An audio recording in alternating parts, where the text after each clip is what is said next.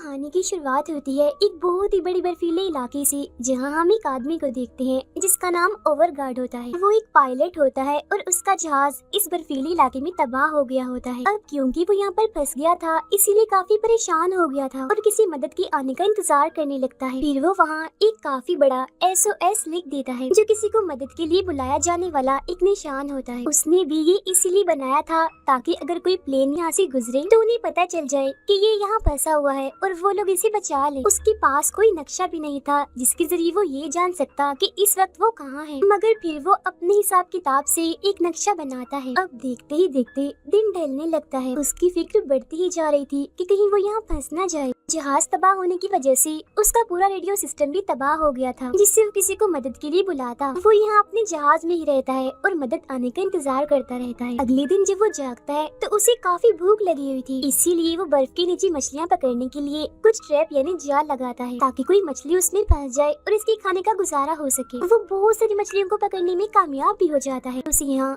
2 से 3 दिन गुजर जाते हैं, मगर कोई भी उसके बचाव के लिए यहाँ नहीं आता। रोज सुबह उठने के बाद वो एक मछली खाता था और फिर अपनी सिग्नल देने वाली मशीन को लेकर ऊंची ऊंची जगहों पर जाया करता था ताकि मशीन से निकलने वाले सिग्नल्स कोई हेलीकॉप्टर या प्लेन देख ले या फिर कोई टीम उस सिग्नल को पकड़ ले और उसे बचाने के लिए आ जाए। अगले दिन वो नक्शे पर हर उस जगह को बना देता है जहाँ उसने बैठकर मशीन के जरिए सिग्नल्स भेजे थे। लेकिन अफसोस 4 से 5 दिन गुजर जाने के बाद किसी ने भी उसका सिग्नल नहीं देखा। ओवरगार्ड हर रोज एक जगह पर जाया करता था जहाँ उसने कुछ पत्थर रखे हुए थे। वो उनसे बातें करता था। फिर जब वो अपने जहाज की तरफ वापस आता है तो देखता है कि किसी ने उसके डब्बे को तोड़कर वहाँ से सारी मछलियाँ ले ली हैं। आसपास देखने पर उसे कुछ भी दिखाई नहीं देता, मगर फिर जैसे ही वो अपने पैरों की तरफ देखता है तो वहाँ उसे बर्फानी रिछ के काफी बड़े बड़े पैरों के निशान दिखते हैं, जो देख वो काफी डर जाता है और वापस अपने प्लेन में आ जाता है। वो सोचने लगता है कि अब उसके लिए एक नहीं बल्कि 2 मुसीबतें हैं। उसे ना सिर्फ ठंड से बच के रहना है बल्कि अब उस रिछ से भी बचना है,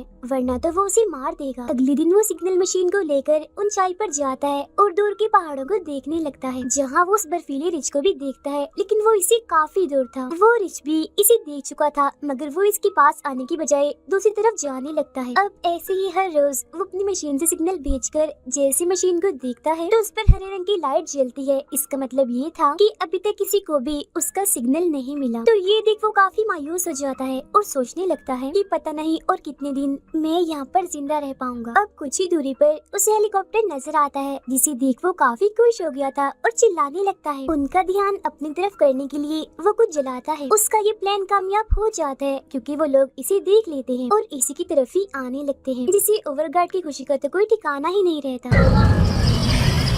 मगर फिर अचानक से वहाँ मौसम खराब होने लगता है क्योंकि वहाँ तूफान आ गया था, जिस वजह से हेलीकॉप्टर भी संभल नहीं पाता और वहीं तबाह हो जाता है। ये देख ओवरगार्ड एकदम मायूस हो जाता है और हेलीकॉप्टर के पास जाने लगता है। पास आकर वो देखता है कि सर पर चोट लगने की वजह से पायलट की मौत हो गई है, मगर हेलीकॉप्टर में जो मुसाफिर थी वो अभी जिंदा थी, बस चोट लगने की वजह से वो बेहोश हो गई थी। ओवरगार्ड पायलट को बाहर निकाल कर लड़की को चेक करने लगता है। वो देखता है कि लड़की के पेट पर एक काफी बड़ा कट है, तो वो हेलीकॉप्टर में रखा मेडिकल बॉक्स उठाकर उसकी मरहम पट्टी करता है। हेलीकॉप्टर का दरवाजा तोड़कर उस पर लड़की को रखता है और उसे खींचकर वापस अपने प्लेन की तरफ आने लगता है। प्लेन में आने के बाद लड़की को होश आती है। वो ओवरगार्ड से उस पायलट के बारे में पूछती है, जिस पर वो बताता है कि वो बेचारा तो मारा गया है। ये सुन वो लड़की इतनी टेंशन ले लेती है कि दोबारा से बेहोश हो जाती है। अब क्योंकि ओवरगार्ड को अपना काम भी करना था, इसीलिए वो जाने का सोचता है, मगर जाते जाते वो लड़की के लिए एक नोट छोड़ता है, जिस पर वो लिखता है कि घबराना नहीं,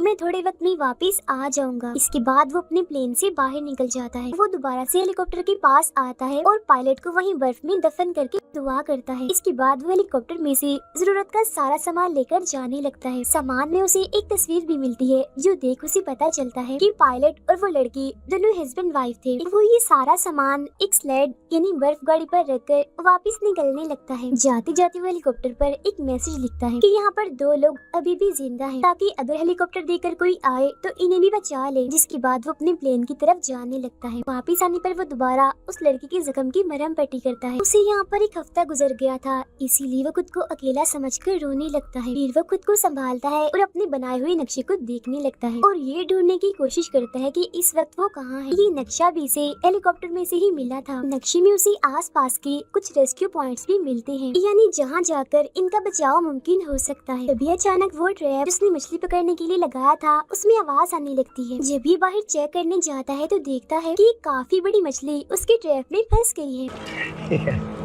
अब सामान में कुछ नूडल्स भी थी जिन्हें मछली के साथ वो पकाता है और आज काफी दिनों के बाद उसे गर्मा गर्म खाना खाने को मिलता है। साथ ही वो उस लड़की को भी होश में लाता है और थोड़ा सा खाना उसे भी खिलाता है, लेकिन वो ठीक से नहीं खा रही थी क्योंकि अभी भी वो बेहोश ही थी। अब वो सिग्नल मशीन दोबारा से लेकर काफी दूर जाता है, साथ ही वो अपने प्लेन पर भी नजर रख रहा था। अब ऐसे ही करते करते उन्हें कुछ और दिन गुजर जाते हैं। लड़की की तबीयत भी दिन ब दिन खराब होती जा रही थी। मेडिकल बॉक्स में जो दवाइयाँ थी उनका भी उस पर कोई असर नहीं हो रहा था। सारी सूरत हाल को देखते हुए ओवरगार्ड पास वाली रेस्क्यू पॉइंट पर जाने का सोचता है। उसने काफी मछलियाँ भी अपने साथ स्टोर कर ली थी ताकि सफर में ये उसके खाने के काम आ सके। इसके अलावा पानी और बाकी जरूरत का सामान भी लेकर वो स्लेड पर रखता है, जिसके बाद वो लड़की को भी अपने स्लीपिंग इन्हीं सोने वाले बैग में डालकर स्लेड पर रख देता है क्योंकि वो उसे भी अपने साथ ले जा रहा था। आखिरी बार वो अपने प्लेन को देखता है, जिसके बाद स्लेड की रस्सी को अपने पेट पर बांधकर निकलने लगता है। रास्ते में बार बार ओवरगार्ड को उस लड़की की फिक्र हो रही थी, इसीलिए वो उसे चेक करता है और पानी पिलाने की भी कोशिश करता है ताकि उसकी तबीयत और खराब ना हो जाए। साथ ही वो जानबूझकर उससे बातें भी करता है ताकि वो लड़की खुद को अकेला महसूस ना करे और उसे ऐसा ही लगे कि कोई तो है उसके साथ। देखते ही देखते वो थोड़ा रास्ता पार कर लेता है। अब दिन ढलने लगता है और वो भी काफी थक गया था, इसीलिए एक जगह रुककर बर्फ की गुफा बनाता है और उसमें ही आराम करता है। इसके बाद वो दोबारा से आगे बढ़ता है। सर्दी यहाँ बहुत ज्यादा थी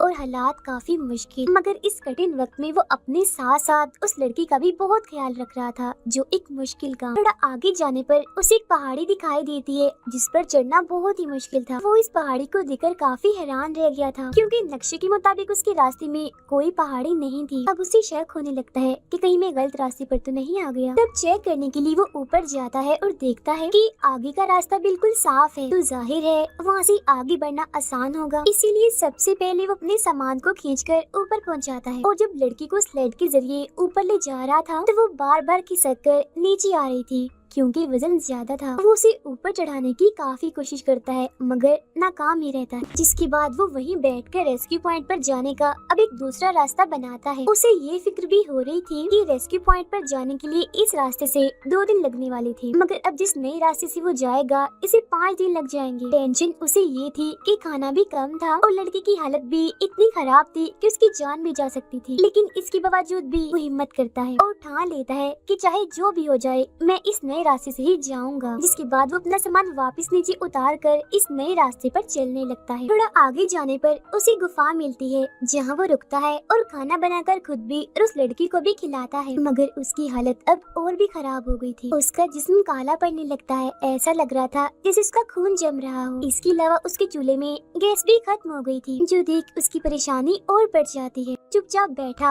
अभी सोच ही रहा था कि तभी उसे बाहर किसी के गुर्राने की आवाज आने लगती है, जो सुन वो पहचान लेता है कि बाहर बर्फानी रिच है। वो काफी डर गया था, इसलिए एकदम शांत रहता है, कोई आवाज नहीं करता। मगर इसी वक्त उस लड़की को खांसी होने लगती है, जिससे रिच को पता चल जाता है कि अंदर कोई है, तो वो अंदर आने की कोशिश करता है, पर क्योंकि गुफा का रास्ता काफी छोटा था इसीलिए वो अंदर नहीं आ पाता। वो रिच इतना चालाक था कि बर्फ को तोड़कर अब वो अंदर आने का रास्ता बनाने लगता है। ये देख ओवरगार्ड काफी घबरा जाता है और अपने सामान में फ्लेयर गन ढूंढने लगता है, जो उसे मिल ही नहीं रही थी, लेकिन काफी खोजने पर आखिर वो उसे मिल ही जाती है, जिसे जलाकर वो रिच को डराता है। डर कर रिच भी वहाँ से भाग जाता है। कुछ वक्त के बाद ओवरगार्ड बाहर आता है और देखने लगता है कि कहीं वो रिच आसपास तो नहीं, मगर जब वो उसे नहीं दिखता तो वो चुपके से वहाँ से निकलने लगता है अपने सामान और लड़की को लेकर। जैसे ही वो थोड़ा आगे बढ़ता है तो बर्फीला तूफान आने लगता है। उसे आगे का कुछ भी दिखाई नहीं दे रहा था, जिस वजह से वो आगे नहीं बढ़ पा रहा था। वो स्लेड पर से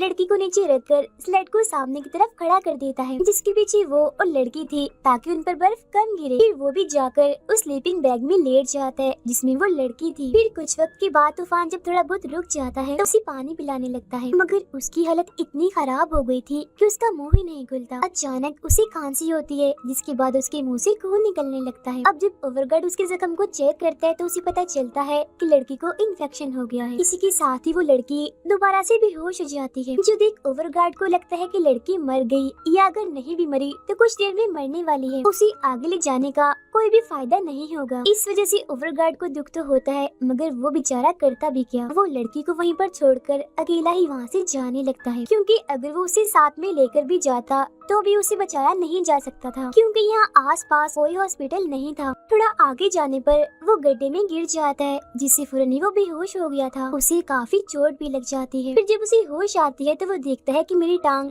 कुछ पत्थरों में फंस गई है। वो वहाँ से निकलने की बार बार कोशिश करता है मगर पत्थर इतने भारी थे कि वो वहाँ से नहीं निकल पाता। वो काफी घबरा गया था और रोने लगता है। उसे फौरन ही समझ आ जाती है कि बस अब मैं भी नहीं बचूंगा, मेरे मरने का वक्त भी करीब है। यहाँ साथ ही उसे अपनी गलती का पछतावा भी होने लगता है कि मुझे उस लड़की को अकेला छोड़ना नहीं चाहिए था क्योंकि हो सकता है कि मुझे इसी चीज की सजा मिली हो। लड़की का सोचकर उसे एक उम्मीद मिलती है जिसके बाद बड़ी मुश्किल से अपनी टांग को पत्थर के नीचे से निकाल कर गड्ढे से बाहर आ जाता है। उसकी टांग काफी जख्मी हो गई थी और खून भी आ रहा था मगर वो अपने चोट को एक कपड़े की मदद से बांध देता है ताकि उसका खून न जम जाए। फिर वो जैसे तैसे करके वापस उस जगह पर आ जाता है जहाँ उसने लड़की को छोड़ा था। वो देखता है कि लड़की की हालत में अब सुधार आने लगा है। उसे होश भी आ गई थी और आंखें खुलते ही वो ओवरगार्ड को हेलो कहती है। ये सुनकर वो काफी दुखी हो गया था और रोने लगता है। साथ ही वो लड़की से माफी भी मांगता है। लड़की उसे संभालती है मगर उस बेचारे को बहुत तकलीफ हो रही थी क्योंकि उसकी टांग पर काफी गहरी चोट थी। मगर फिर दर्द को सहते हुए वो लड़की और सामान को स्लेट पर रख के दोबारा से आगे बढ़ता है। इस बार वो एक छड़ी का भी इस्तेमाल करता है। कुछ देर चलने के बाद वो आखिरकार रेस्क्यू पॉइंट के काफी पास पहुंच गया था। वो खुद ऊपर जाकर देखता है तो कुछ दूरी पर उसे एक हेलीकॉप्टर दिखता है जो देख वो काफी खुश हो जाता है। चिल्लाकर उन रेस्क्यू पॉइंट वाले लोगों को बुलाने लगता है। इसके अलावा उनका ध्यान अपनी तरफ करने के लिए वो फ्लेयर गन भी चलाता है मगर अफसोस उन लोगों का जरा सा भी ध्यान इसकी तरफ नहीं आता। वो हेलीकॉप्टर को बस वहाँ से ले जाने ही वाले थे। अब ये देखकर ओवरगार्ड अपनी वो जैकेट जिससे वो खुद को बचा रहा था उसे फ्लेयर गन की मदद से जला देता है ताकि ये बड़ी सी आग जलती हुई देखकर ही उन लोगों का ध्यान इसकी तरफ हो जाए। लेकिन इससे भी कोई फायदा नहीं होता क्योंकि हेलीकॉप्टर दूसरी तरफ जाने लगता है। ये देख ओवरगार्ड की बची कुछ हिम्मत भी टूट जाती है। वो काफी मायूस हो गया था जिसके बाद वो लड़की का हाथ अपने हाथ में लेकर वहीं लेट जाता है। अब उसकी पूरी हिम्मत जवाब दे चुकी थी मगर तभी हम देखते हैं कि वो हेलीकॉप्टर घूमता हुआ उनके पीछे उतरने लगता है जिसके फौरन ही बाद अब उन दोनों को बचा लिया जाता है। ये कहानी दरअसल हिम्मत और हौसले की है कि चाहे हमारे ऊपर कितने भी मुश्किल हालात क्यों ना आ जाए, हमें हिम्मत कभी नहीं छोड़नी चाहिए। जिसकी जिंदा मिसाल ओवरगार्ड है जिसने इतने कठिन हालात में अपने साथ उस लड़की की भी जान बचाई। ये सब सिर्फ एक चीज से ही हो पाया और वो है हिम्मत जो उसके अंदर बहुत ज्यादा थी। तो इस कहानी से हमें ये सीख भी मिलती है कि हमें हमेशा ही ऐसी हिम्मत करनी चाहिए जिसे ओवरगार्ड ने की। इसी के साथ ये कहानी यहीं पर खत्म हो जाती।